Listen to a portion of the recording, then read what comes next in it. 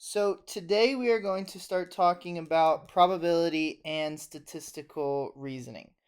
Okay, we just finished a unit on probability, but there are a few things that we're going to go over just to kind of refresh our memory and some things that we didn't necessarily go over before. So on this first question, it says the probability that it will rain tomorrow is 60%. What is the probability that it will not rain tomorrow? Keyword here is not. So, the easiest way to do this, we know that in total, the highest chance that we could have is a 100% chance. That means it is for sure going to rain. Well, we know that there is a 60% chance that it's going to rain. So if I subtract 100% and 60%, that will give me the percent chance that it's not going to rain. So it's just 40%. So A would be my answer here. Okay, and you could even do this by doing 1 minus 0.6, which is the same as 60%. Gives me 0.4, so same thing there. And you could even do it in other ways using fractions, but this way is probably the easiest way. So go ahead and finish up this section, and we'll go on to the next section. All right, on this section, we're going to be talking about computing and describing measures of center and spread of data. So the main things you need to know here are mean means average. So you add up all of your values and then divide by how many values there is. Okay? Median means the middle number. So you set up all of your numbers in order and you find the exact middle number. Mode is the most. So the number that you see happen the most often. And then finally we have range. Range is whatever my highest number is minus my smallest number. So it's biggest minus smallest. That right there is my range. Okay, so let's go through this first question. It says students' grades on a statistics test are shown in the stem and leaf plot. Which statement is true about the grades? So what this means right here is it means that the tens place for this number is a 9, and the ones place would be an 8. So one of these numbers is 98. There's another one that's 98 with this one and another one. This means 96. This means 95, 94, 93.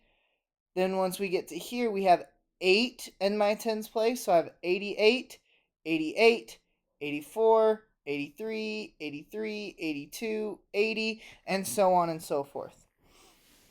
So we're going to go ahead and we're going to go through and we're going to check all of these things here. So first off, it says the mean is 85, the median is 81, and the mode is 8. Well, it looks like all of them are asking for the mean, median, and mode, so let's go ahead and find all of those. So first up, we have the mean. So we're going to do 98 times 3, because we have 3 of those right here, plus 96, plus 95, plus 94, plus 93, plus all of these numbers. And we're going to go ahead and I'm going to write that down and keep going. So next we have 88. Or we have 2 of the 88, so we'll go ahead and do 88 times 2. Then we have an 84. Then we have 2 83s, so we'll do 83 times 2. And then we have an 82. Then we have an 80. Then next we have 79 plus 78. We have 2 77s. We have 2 75s. We have a 71. We have a 68, a 64, and we have a 56. So in your calculator, go ahead and add all of those up. So when I add all of these up, I get 1,980. Now we're going to go through and we're going to count how many there are. So we have 1, 2, 3, or we have 1, 2, 3, 4, 5, 6, 7, 8, 9, 10, 11, 12, 13, 14, 15, 16, 17, 18, 19, 20, 21, 22. Or no, whoa, hold on. 1, 2, 3, 4, 5, 6, 7, 8, 9, 10, 11, 12, 13, 14, 15, 16, 17, 18, 19, 20, 21, 22, 23, 24. So we have 24 total. So now what we're going to do is we are going to take 1,980 and we're going to divide it by 24. And that's going to give me my mean. So when I do that, I end up getting 82.5. Okay, so that definitely means we don't have A. We could have B, we could have C. We don't have D. So next, we're going to work on finding the median. Okay, so median, we're going to, first off, I'm going to clean off all of this so that it's going to be a little bit easier to read. And the easiest way to find the median is we scratch off our highest number and our smallest number one at a time until we get to the middle. So we've gotten one there. There's 2, 3, 4, 5, 6, 7, 8, 9, 10, 11. Okay, here, if I scratch off both of these, there's no number right in the middle. So instead, what I'm going to do is I'm going to take my 83 and my 82, and I've got to find the median between those two. Well, when finding the median of two numbers, all you do is add them together and then divide by 2. So when I add them together, I get 165, divide that by 2, and it gives me 82.5. Now, in this instance, we ended up getting a mean and a median that are the same. That does not always happen, but it does happen occasionally. Well, since we have a median of 82.5, we scratch off B, and my answer is C. So go ahead and finish out this section, and we will start up on the next session when you're done. Okay, so in this session, we are looking at classifying data and constructing appropriate representations of that data. Well, on this first question, we're going to do more than one question on this one.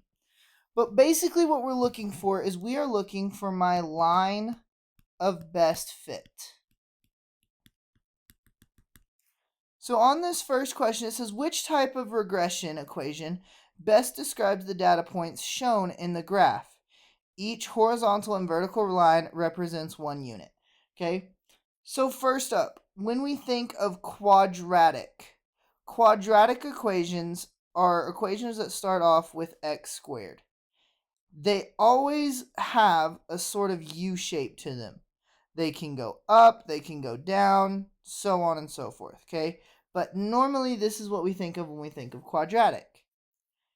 Cubic has the leading coefficient that has a cube on it. It looks something like this. Then exponential goes up, and then linear is a straight line. So if we look, if we're going to connect the dots here, so we go from A to B, C, D, E, F, G. Okay, and it's most likely going to continue off in both of those directions. Out of these 4 examples, the line that looks the closest to it is B. And that's correct.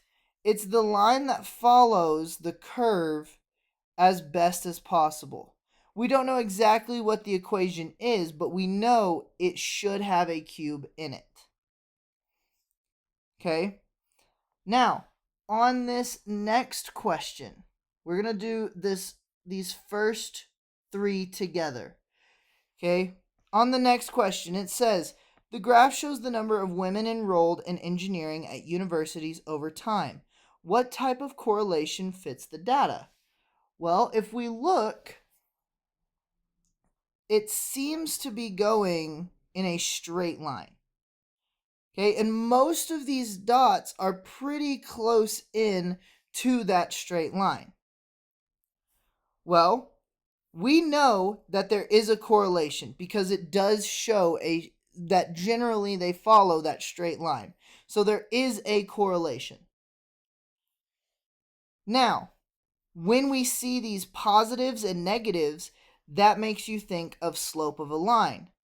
Well, a positive slope would be going upwards in that direction. A negative slope will be going down. Okay, so this one is positive and this one is negative. Okay, so we know since it's going up and to the right that it is positive. Now, these strong and weak means how close they are to that line. Well, these are generally really close to that line, so we have a strong positive correlation that fits the data. Okay, and then the final question here, it says, for which data is there no apparent correlation?